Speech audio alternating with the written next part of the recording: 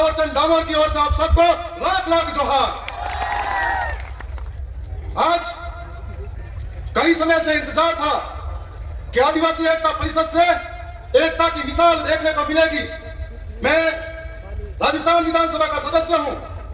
हमेशा जल जंगल जमीन जिसकी लड़ाई हम सब लड़ रहे हैं, और इस जल जंगल जमीन को यह आदिवासी भगवान मानता है, इनको पूजता है।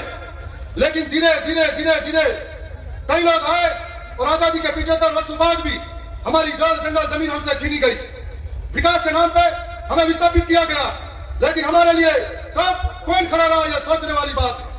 और आज हमारे लिए सबसे बड़ी सोचने वाली बात है कि लड़ाई को किस जगह जाकर लड़ा जाए, जिससे हमारा जल जंगल और यह जमीन बचाई जाए। क्या यह लड़ाई सड़कों पे कब तक लड़ पाएंगे जिनके माध्यम से जल जंगल और जमीन बचाई जा सके।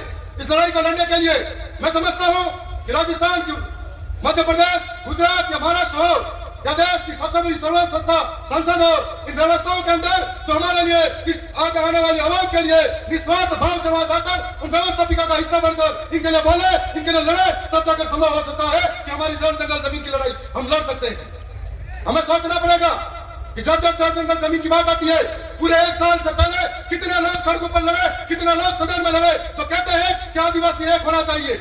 हमें सोचना पड़ेगा कि जल जंगल जमीन की लड़ाई हो, कितने आदिवासी आज उस लड़ाई को लड़ते हुए जेलों में है, और उनके लिए कितने लोग लड़े, कितने लोगों ने आवाज बुलंद की, यह भी हमको सोचना पड़ेगा। हमको सोचना पड़ेगा कि यह गैर आदिवासी द्वारा राजनीतिक षड्यंत्र के साथ में कितने आदिवासी को जेलों में घुसा दिया, उसका भी सोचना पड़ेगा।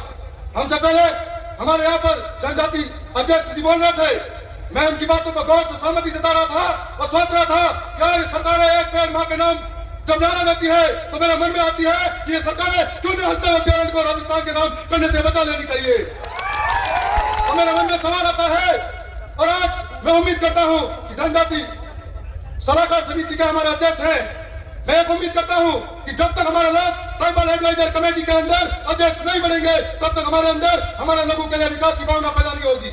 आज जो महाराष्ट्र, मध्य प्रदेश, गुजरात और राजस्थान का हिस्सा है, इनके अंदर ऐसे लोग जो ट्राइबल एडवाइजर काउंसिल के अंदर अध्यक्ष बनकर बैठे हैं, जिनको मालूम नहीं है कि आदिवासियों की संस्कृति क्या है, इनकी परंपरा क्या है, इनके रीति रिवाज क्या है। यदि उनको नहीं पता है तो कैसे वो संभव होगा कि आदिवासियों के ऊपर आदिवासियों की सुरक्षा की नीतियां लागू कर पाएंगे।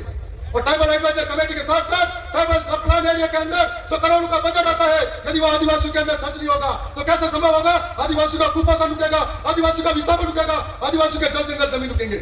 इसके लिए आज हम लोग 4 राज्यों से आए।